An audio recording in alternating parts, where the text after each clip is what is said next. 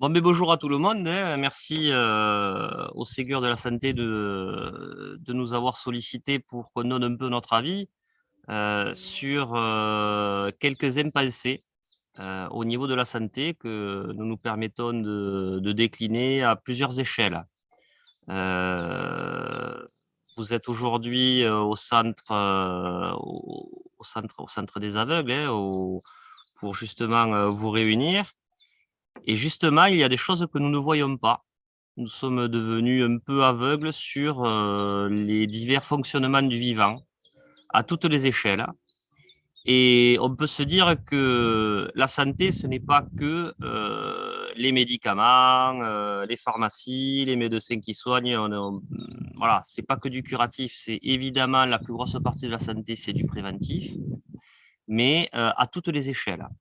Et lorsque l'on m'a sollicité pour que je parle de la non-résilience alimentaire des territoires liés à l'ordre public, la sécurité intérieure, sécurité civile et sécurité nationale, je me suis dit que ça serait vraiment dommage de ne parler que du territoire, car du territoire que l'on voit, que l'on sait cartographier, nous, à notre échelle humaine, mais qu'il serait peut-être utile de parler aussi d'autres territoires.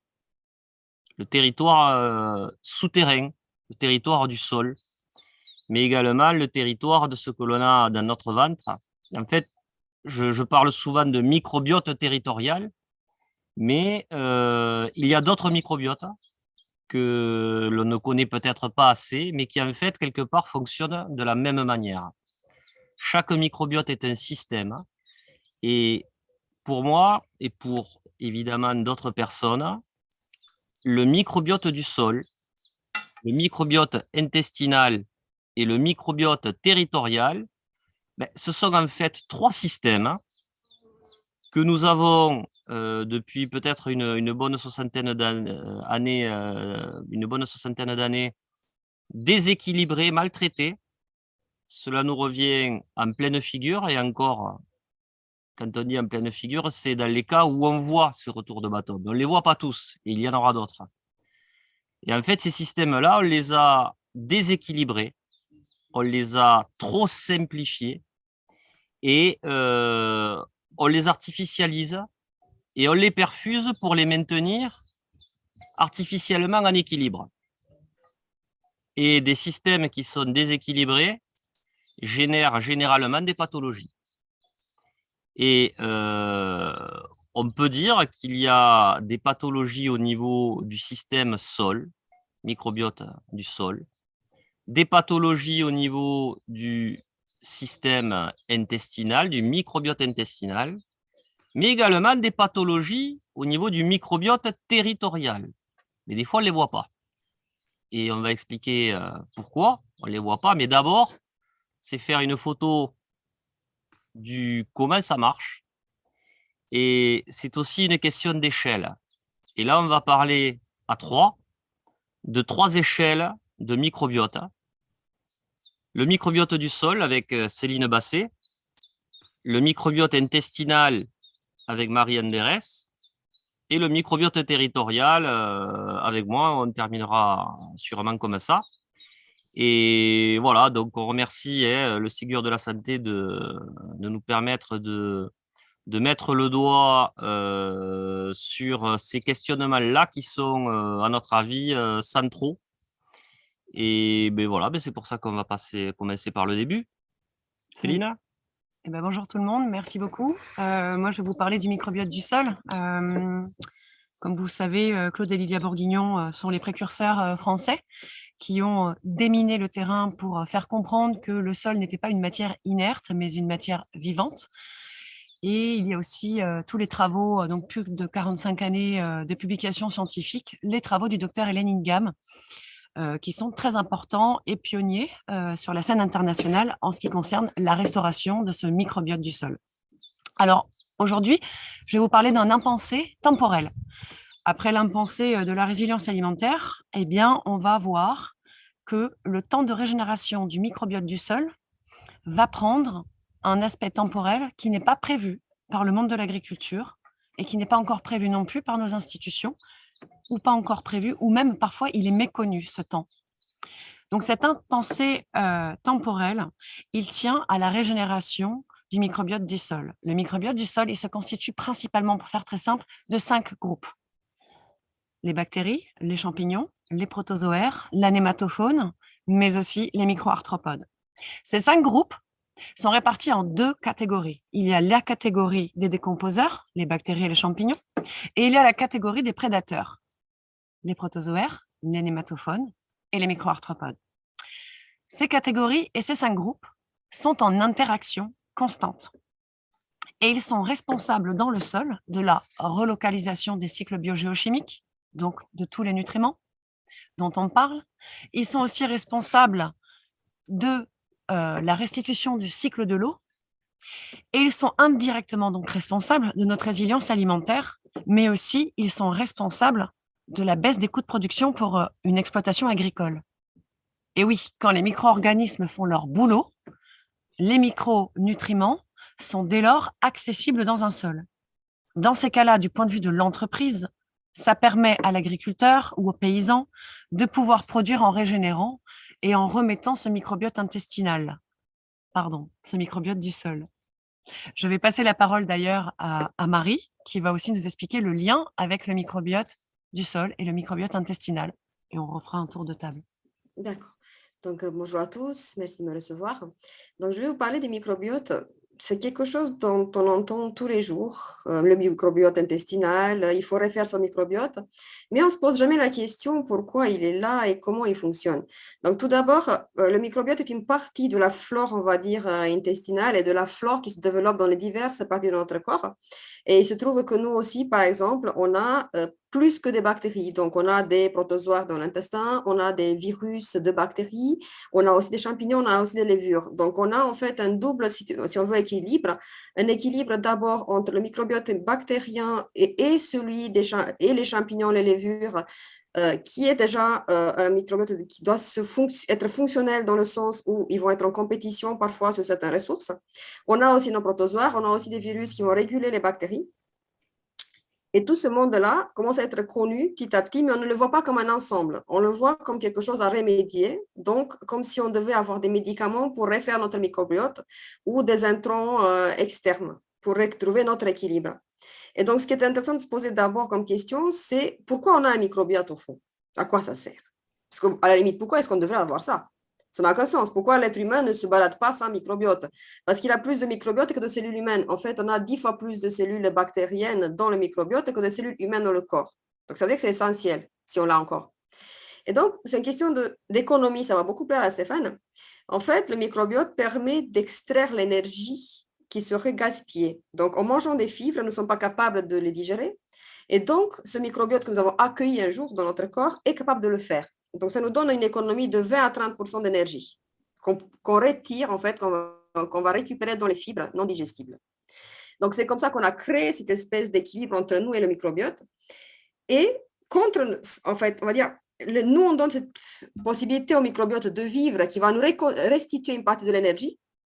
Et aussi, en échange, va nous restituer des choses encore plus importantes, des acides gras courte chaîne, des vitamines, et il va créer une protection, en fait, pour le corps humain. Parce que quelque part, le tube digestif est un milieu externe. On peut s'imaginer comme des vers, en fait. On a la peau à l'extérieur, qui a un microbiote aussi, et sur lequel on va trouver des microarthropodes. On a des petits acariens sur la peau. On a un tube intestinal interne qui, lui, est un milieu extérieur aussi, avec une entrée la bouche et une sortie l'anus. Et ce milieu, donc, il va avoir sa flore, donc la flore digestive. Et c'est notre flore digestive et notre microbiote intestinal, il est en équilibre. Et à ce moment-là, il nous protège de bactéries nocives par un phénomène de compétition en réalité, qui fait que les bactéries nocives auront du mal à s'installer dans un microbiote sain. Et donc, finalement, c'est vital que le microbiote soit bon et fonctionnel pour notre organisme et pour notre santé. Le problème, c'est que l'alimentation moderne, elle a modifié énormément ce qu'on mange habituellement et donc ce microbiote, il est affamé. Puisqu'on ne lui donne pas des fibres. On est passé d'une alimentation qui est une alimentation très riche en fibres brutes non digestibles à une alimentation quasi sans fibres. Du coup, on va donner au microbiote des fragments cellulaires, non pas des cellules, on va dire, végétales entières, Donc, on va donner des protéines de soja, des protéines de pois, de l'amidon, des choses comme ça. Donc, des aliments ultra transformés, ce qui fait qu'il va se modifier. Et l'équilibre entre les diverses souches bactériennes va changer. Donc, on a une grande différence entre ce qu'on va trouver comme microbiote chez une personne qui vit dans certains pays où on a, souvent en Afrique, on a gardé encore plus des fibres dans l'alimentation, et ce qu'on va trouver chez l'occidental moyen qui fait sa Western diet. Il y a ça. Ensuite, on va aussi déséquilibrer par rapport aux champignons, parce que les champignons, dès qu'on leur donne beaucoup de sucre, ils vont avoir une croissance qui va être plus élevée, et comme notre microbiote bactérien est affaibli, on va avoir des déséquilibres, on va dire, en faveur de la candida. On va perdre ce qui est capable de digérer les fibres, et donc on va avoir de l'intestin irritable qui se met en place. Donc, en fait, on perd le microbiote et on est en train de mettre et d'arriver à des maladies chroniques. Et ce qu'on va faire, on cherche une solution pour y remédier, sans jamais regarder les causes. Donc, on va chercher le probiotique qui devrait en fait reconstituer les microbiotes. Le problème, c'est que le probiotique qu'on va donner ne va jamais s'installer de manière définitive dans le microbiote parce qu'il n'en est pas capable. Donc, on fait un plâtrage. Et voilà. Un peu comme certains intrants en agriculture pour équilibrer artificiellement un fonctionnement dégradé. Et alors, est-ce que toutes les deux, vous verriez certaines analogies entre le microbiote du sol et le microbiote intestinal, dans le sens où des microbiotes déséquilibrés par des pratiques mauvaises génèrent des pathologies? Pathologie du sol, pathologie du microbiote intestinal. Alors, selon certaines études scientifiques, effectivement, la qualité nutritionnelle des fruits, des légumes, de ce que nous mangeons, va dépendre du microbiote du sol. Déjà parce que, pour faire très simple, en général, c'est la plante qui choisit son groupe de micro-organismes. En quelque sorte, la plante devient un peu une dileuse de sucre pour pouvoir alimenter ces populations dont j'ai parlé précédemment et les maintenir au niveau racinaire. Donc, on a le groupe des mycorhizes, les champignons, les bactéries.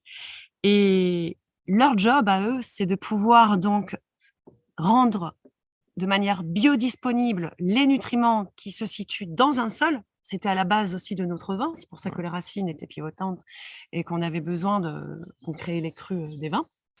Et donc, l'ensemble de ces nutriments qui sont donc libérés, ces nutriments grâce à ces micro-organismes endogènes, donc locaux, ils vont donc permettre d'avoir et de recouvrir les fruits et les légumes. Et nous, lorsqu'on les mange, il y a des études qui montrent que plus un fruit, plus un légume est recouvert de ce microbiote du sol, plus il va aider à la constitution du microbiote intestinal. Est-ce que tu pourrais confirmer ça, Marie?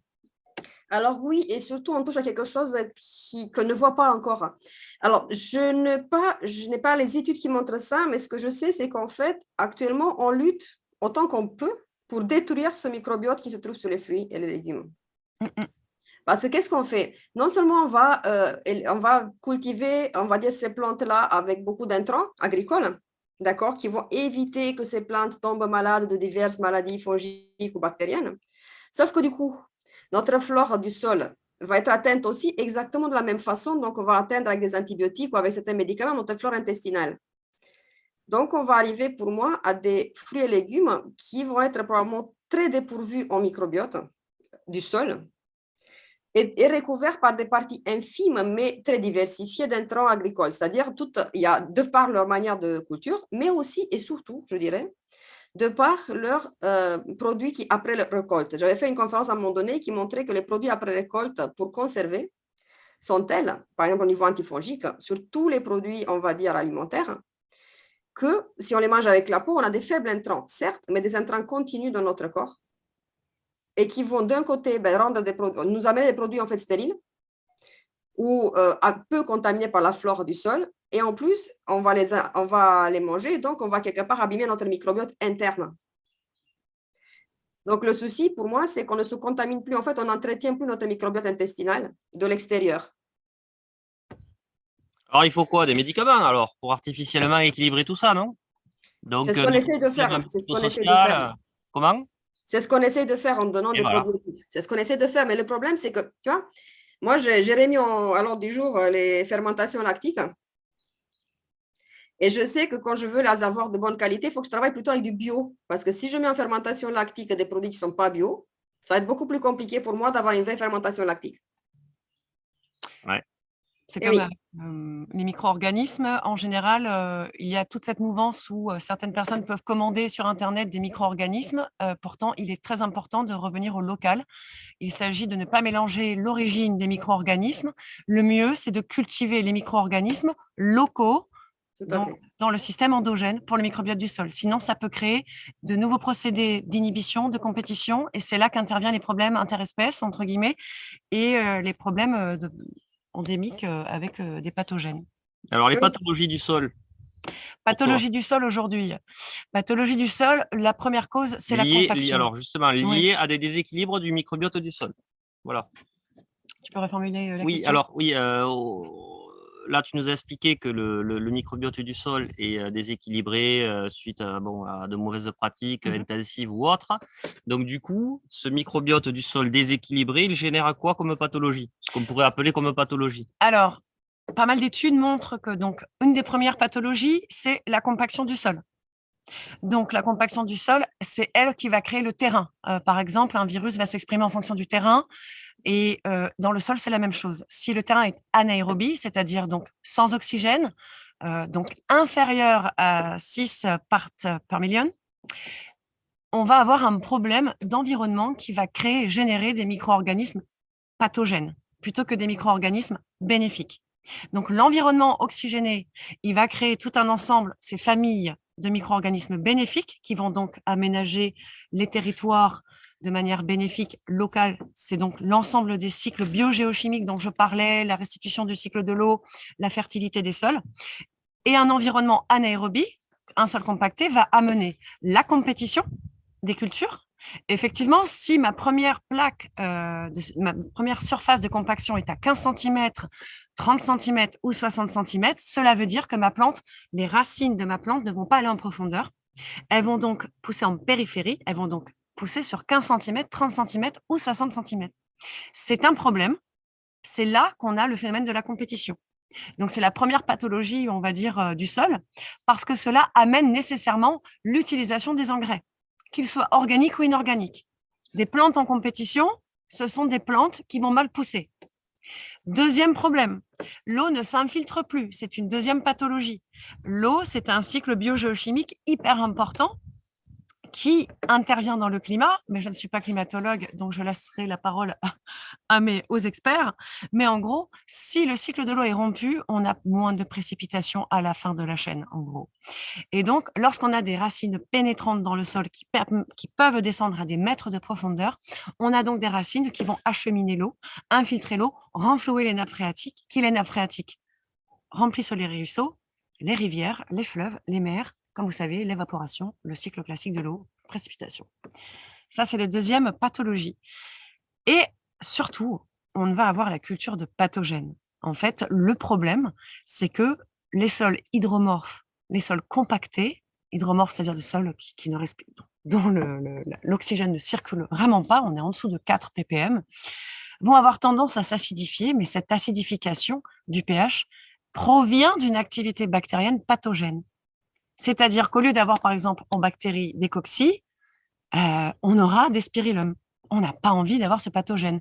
Au lieu d'avoir des champignons bénéfiques, tels que de la mycorhize, et donc au niveau microscopique, ils ont une certaine anatomie et une certaine fonctionnalité, on aura du fusarium ou du mildiou. Ensuite, l'autre aspect pathogénique, c'est que vu qu'on n'encourage pas la population aérobie, la population donc oxygénée, eh bien, elle va disparaître ou se mettre en dormance. Ce qui va laisser le champ libre pour le pathogène de s'exprimer. Un peu comme le candidat albicans, lorsque, j'imagine Marie, il y a un déséquilibre de la flore intestinale, eh bien, on a ce champignon dans une petite quantité. Donc, on a toujours un peu de mildiou dans le sol. Mais dès lors que le microbiote, on va dire, bénéfique disparaît, ça laisse la place au pathogène de pouvoir largement s'exprimer et de ne plus pouvoir être en compétition avec le micro-organisme bénéfique. Et l'érosion du sol, c'est aussi une pathologie pour toi? Ça fait partie de la pathologie du cycle de l'eau, c'est-à-dire que malheureusement, aujourd'hui, vu qu'il n'y a plus ce microbiote bénéfique du sol, il y a cette érosion du sol et donc l'érosion de notre civilisation, puisque, en gros, l'ensemble on va dire, des enzymes produits par l'activité bactérienne, mais pas que, des champignons aussi, va faire qu'il va y avoir la création de micro-agrégats grâce à l'activité bactérienne, puis après la création de macro-agrégats. Donc, les macro-agrégats, quand vous déracinez une plante, vous voyez souvent, quand il y a un sol structuré, ce sol est un peu, comme disait Claude Bourguignon, ressemble à du couscous. Ça veut dire qu'il y a présence de micro et de macro-agrégats. C'est ce qui crée la structure du sol. Donc, le sol, il se tient.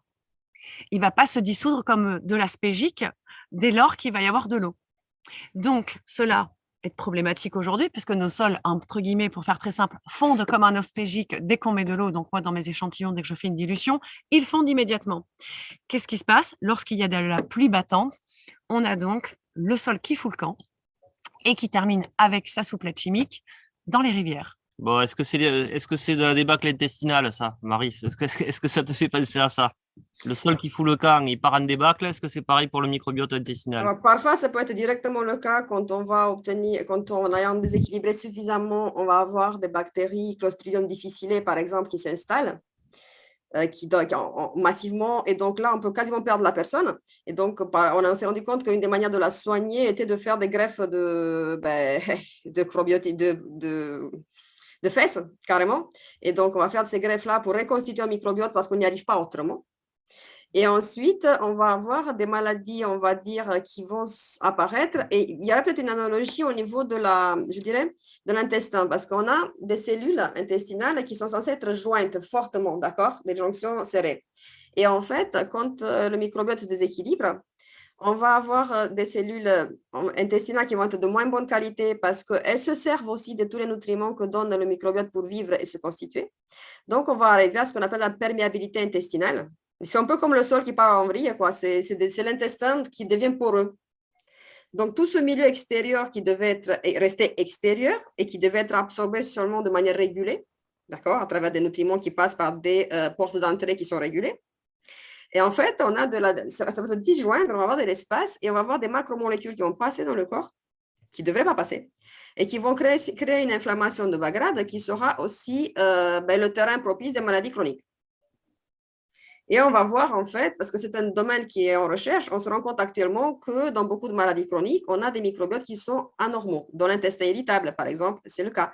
Dans la maladie de Crohn, pour le diabète, c'est différent. On a vu aussi que c'est des microbiotes autres. Pour la partie, tout ce qu'on a stéatose hépatique, par exemple, on a des microbiotes particuliers. Donc, en fait, le microbiote qui était là comme une espèce de, on va dire, équilibre qui permettait à l'intestin d'être bien fonctionnel, ne l'est pas. Et ça fragilise tout le corps. Et le problème, c'est qu'une fois qu'on a fragilisé tout le corps, qu'est-ce qu'on essaie de faire? Il faut bien soigner les personnes. Et du coup, on va les soigner avec quoi? On va les soigner avec des médicaments. Il se trouve que les médicaments qu'on va donner pour soigner les personnes, certains vont intervenir sur le microbiote aussi quelque part et l'affaiblir et ou le modifier autrement. Et c'est des choses très simples. Je veux dire, on va avoir des médicaments pour le diabète, par exemple, qui peuvent faire ça, et qui sont indispensables. Mais du coup, on va de nouveau modifier le microbiote et on ne va pas forcément sortir du problème. Donc, on va essayer de soigner la personne sans rééquilibrer son microbiote. Parce que rééquilibrer le microbiote est quelque chose de très long, en fait. Ça se fait sur un espace très long, alors qu'on cherche des médicaments qui vont agir rapidement. Et donc, quand tu parles, par exemple, de cette thérapie d'ensemencement du microbiote, pas avec un autre microbiote, eh bien, aujourd'hui, on pourrait faire le comparatif avec le sol. L'idée, c'est de pouvoir aussi réensemencer le sol avec un microbiote local, cultivé, pour pouvoir accélérer la guérison. Certains scientifiques parlent de ça. Est-ce que tu as une comparaison avec la résilience alimentaire par rapport au territoire? Moi, je vois beaucoup d'analogies avec l'agriculture. Les principes sont de manière troublante quelque part les mêmes.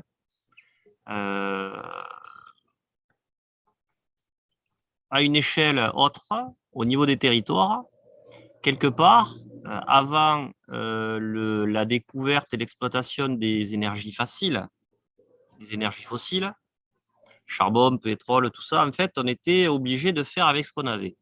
Je n'idéalise pas un temps où la pénurie était la règle et où l'abondance était l'exception. Je n'idéalise pas, mais il y avait quand même des organisations collectives qui faisaient que nos territoires étaient multifonctionnels. Il y avait un peu de tout. les territoires étaient de manière contrainte, mais obligatoirement diversifiés en termes de production, en termes de compétences, en termes d'outils de transformation, tout ça. Il y avait un peu de tout. Et en fait, ils étaient certes pas florissants, mais ils étaient quand même équilibrés. À partir du moment où on a découvert et exploité donc les énergies fossiles, le transport n'a quasiment plus rien coûté.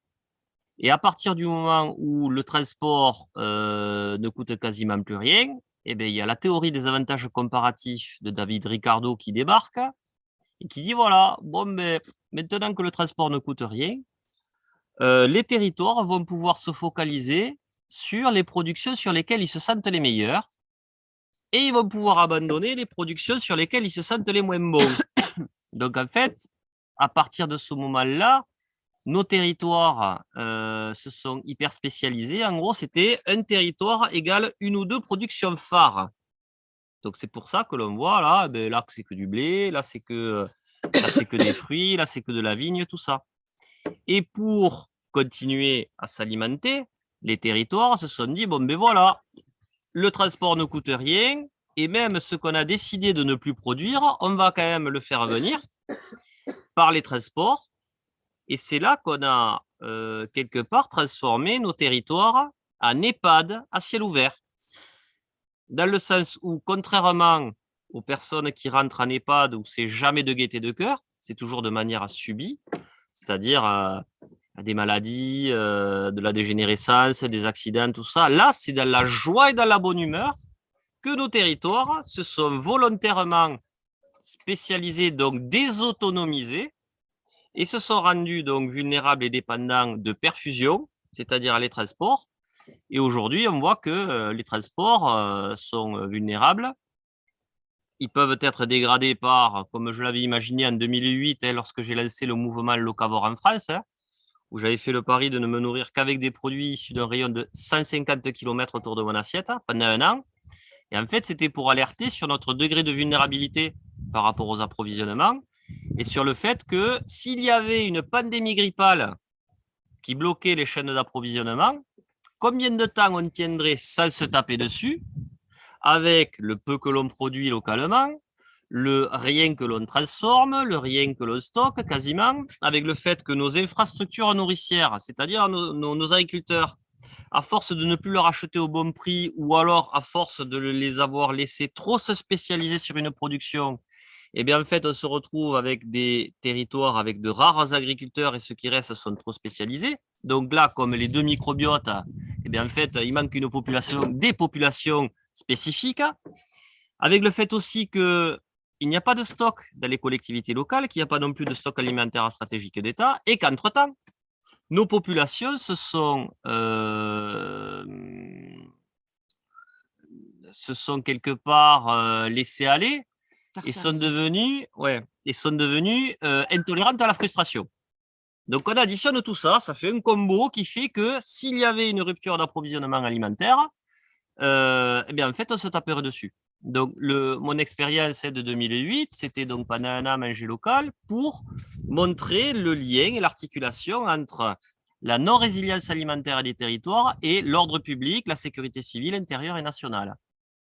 Et en fait, ça, pour moi, c'est une pathologie territoriale, parce qu'en fait, tout se passe bien du moment que les perfusions venant artificiellement équilibrer des territoires devenus trop spécialisés, eh bien, ça marche jusqu'au moment où la perfusion ne marche pas. Et là, la pathologie territoriale, elle arrive de suite. Ce sont des troubles à l'ordre public. Parce qu'en fait, on a commencé par courir après la nourriture. Quand on était chasseur-cueilleur, notre ventre allait prélever la nourriture. Donc, notre ventre allait à la nourriture. Ensuite, lorsque le climat s'est stabilisé et réchauffé, cette nourriture l'a fait pousser autour de notre ventre. Donc, c'est là qu'on a inventé l'agriculture au néolithique, moins 10 000, 12 000. Et ensuite, pour sécuriser justement ces récoltes, mettre en place des infrastructures de transformation, irrigation, tout ça, on s'est regroupé en communauté. Et on a inventé donc aussi l'aménagement du territoire. C'est là qu'on a transformé l'espace en territoire. c'est là aussi qu'on a grandement inventé la politique. Donc, en fait, on sécurisait donc nos récoltes autour de notre ventre. Et maintenant, c'est cette nourriture qui vient à notre ventre, sans que l'on se questionne sur le comment, sur le jusqu'à quand, est-ce qu'il y a des risques, qui c'est qui transforme cette nourriture également. Et même maintenant, on en a même la flemme d'aller chercher cette nourriture dans les points de distribution, puisque maintenant, on se la fait livrer, elle est déjà transformée. Donc, en fait, cette question-là, qui était une responsabilité de nourrir les populations, était une responsabilité politique. Elle était collective, notamment, c'était ce sur quoi était basée la légitimité politique des ancêtres des mers, les consuls au Moyen-Âge, qui était basée, cette légitimité politique, sur 4 sécurités. La sécurité par rapport aux agressions extérieures, il fallait ériger et entretenir les remparts. La sécurité sanitaire, il fallait lutter contre les épidémies, mettre en place l'assainissement collectif, tout ça. La sécurité intérieure, l'équivalent de l'ordre public au niveau local, qui, avant qu'on invente les États-nations, était uniquement assumé au niveau local. Et la quatrième, c'était la sécurité alimentaire. Il fallait que, quoi qu'il arrive, il y ait assez de nourriture dans l'enceinte de la ville. C'est pour ça qu'avait été créée la police des grains et la police de la viande, police en tant que régulation. Et il y avait des stocks. Et il y avait un ménagement du territoire plutôt qu'un aménagement du territoire. Pourquoi aménagement du territoire? Parce que le foncier était nourricier, donc stratégique et directement relié à l'ordre public.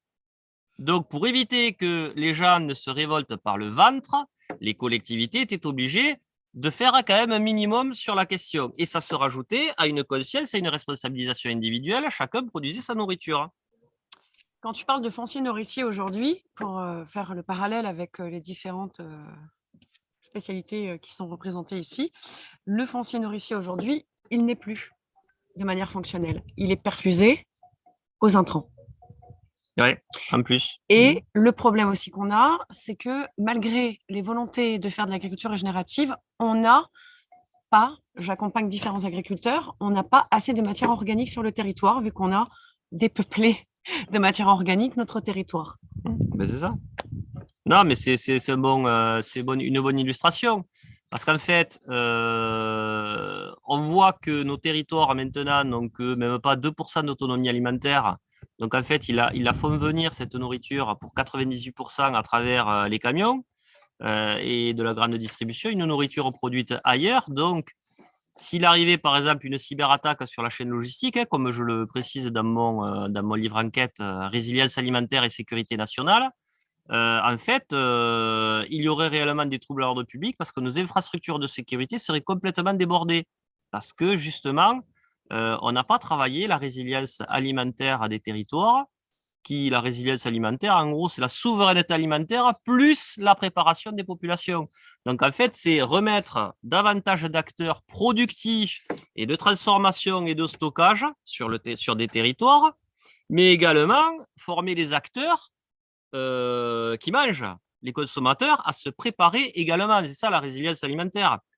Et d'ailleurs, un des parallèles aussi qu'on pourrait faire, c'est que on s'est complètement déboussolé avec cette énergie halogène qui est l'or noir, qui en fait n'est peut-être pas fait pour notre espèce, puisque notre espèce sapiens ne s'est jamais développée à partir de cette énergie. Jamais. Et que quelque part, cette énergie dense et encore à bon marché nous a fait contracter le temps et modifier l'espace, et oublier et modifier l'espace. On ne cartographie plus les richesses et les choses qui comptent ni dans nos territoires, ni peut-être sûrement dans le microbiote intestinal, ni jusqu'à présent aussi dans le microbiote du sol. Et que quelque part, ce bon sens et cette boussole qu'avaient intuitivement les gens par le passé, l'agriculteur, intuitivement, c'était de respecter son sol pour avoir de la nourriture à produire également l'année d'après, donc l'agro-silvopastoralisme également. Et là, Marie pourra également en parler, la boussole alimentaire, c'est-à-dire qu'intuitivement, voilà, hein, elle va l'expliquer, on sait ce qui est bon et ce qui n'est pas bon en termes de nourriture, mais également la boussole alimentaire territorialisée, c'est-à-dire que, bon, sans forcément viser le 100% d'autonomie alimentaire qui n'est pas forcément souhaitable, au moins qu'on ait, comme quand Windows plante, un monde sans échec par territoire. Il n'y a pas tout, d'accord, c'est pas sexy, mais au moins l'essentiel fonctionne. Et avec ça, on peut recartographier les bonnes populations, on va dire, utiles, comme les bonnes populations du microbiote du sol et intestinal. Là, les bonnes populations et les bonnes activités sur un territoire pour avoir quelque part une résilience alimentaire qui nous permette de ne pas nous effondrer ou de ne pas subir des pathologies sur notre territoire qui seraient des troubles à l'ordre public. Donc voilà, je pense que ces parallèles-là sont assez parlants. Ils font partie des solutions Ouais. résilientes. Stéphane, Oui, je pense justement ce que tu expliquais qu'en fait, si on se retrouve sans alimentation par rupture des chaînes de transport, le problème est même un peu plus grave que ça, parce que supposons que demain, tu n'arrives plus à fournir les produits très transformés, mais que tu arrives à fournir quand même des produits non transformés, en se débrouillant sur le territoire à une courte distance. Mais on va arriver à quelque chose qui est assez bizarre, mais les gens ne savent pas les utiliser. exactement. Ils ne savent pas faire la cuisine. Ils ne savent pas prendre des patates, des courgettes, ou là, en hiver, encore pire. Alors, quand il s'agit de faire des racines et faire quelque chose avec, enfin, un ragoût, le plat de nos campagnes de tous les jours ou une garbure, les gens ne savent pas la faire. Non. Ils vont être bloqués devant ces produits bruts. Ils ne savent pas par où commencer. Et j'étais en train de me dire que s'il fallait mettre à l'école quelque chose, mais je mettrais des cours de cuisine. Et oui. Carrément des cours de cuisine pour qu'ils apprennent un certain nombre de plats ou de capacités à faire des choses dans les petites classes ou dans les fin de primaire ou début de collège, où l'enfant part avec, on va dire, une bibliothèque de transformation alimentaire, que même si sa famille ne lui a pas donné, il a quelque chose pour démarrer. Il ne se trouve pas, en fait, au mode du chat devant, on va dire, le marché en disant, Une mais je poule fais qui trouve quoi un avec ça? couteau. Hein? Une poule qui trouve un couteau. Mais c'est compliqué parce que même faire une soupe pour mes patients, c'est parfois compliqué. Faire un ragoût, ils ne savent pas le faire. Donc, et le problème n'est pas de dire je ne veux plus acheter de l'Uber, c'est OK, je prends pas de Uber Eats, mais je fais quoi après? Je fais comment?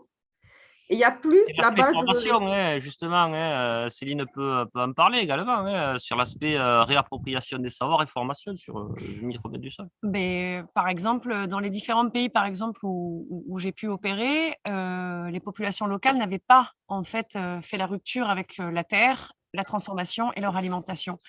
Et donc c'était par exemple au Vietnam et ils s'amusaient énormément de voir des Occidentaux arriver et d'être complètement pâteaux et tomber malades parce que là, les microbiotes, ils s'entrechoquent, donc la fameuse Torista. Pathogène.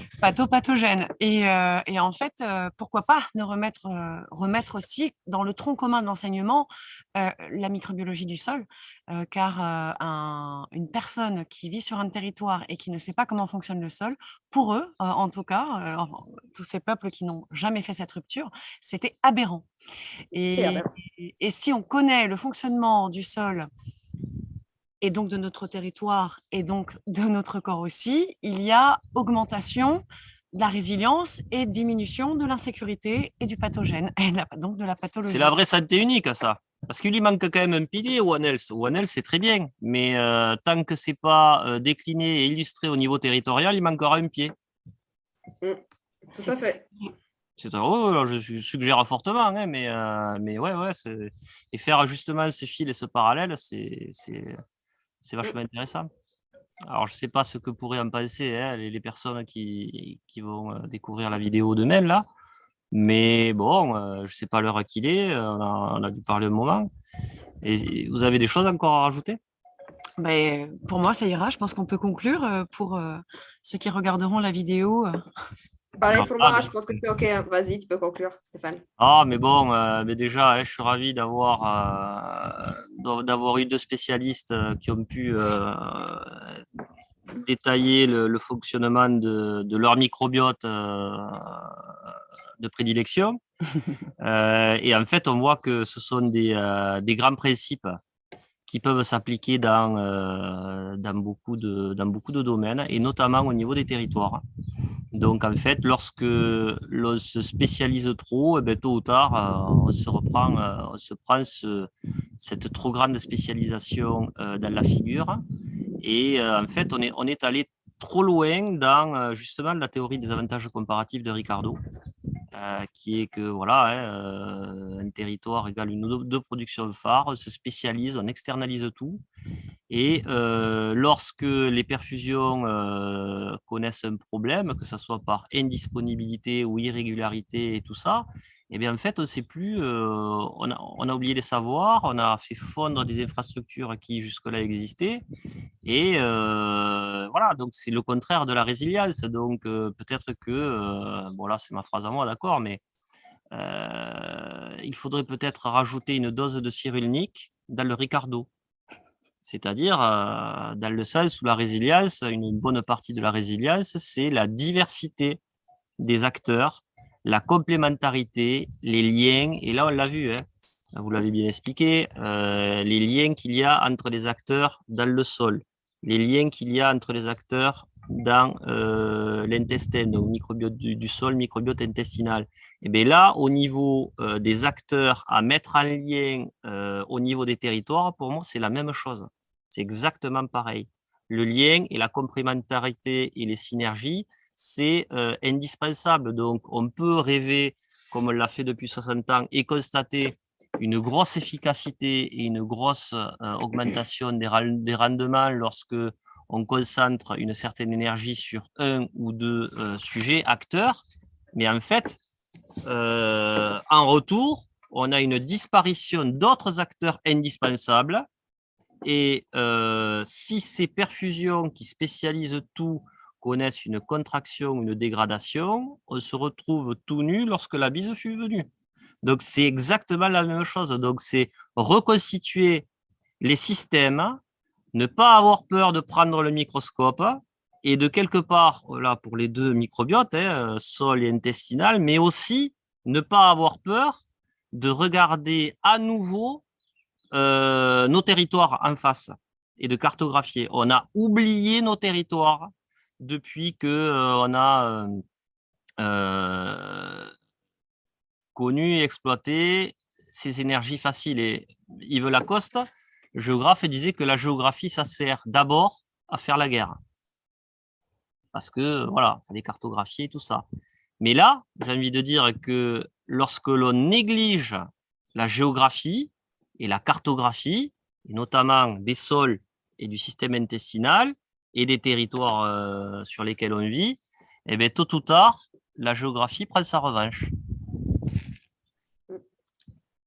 Eh bien, merci beaucoup. Merci à vous. Hein. Merci à vous. Hein. Et en espérant que nous vous aurons été utiles.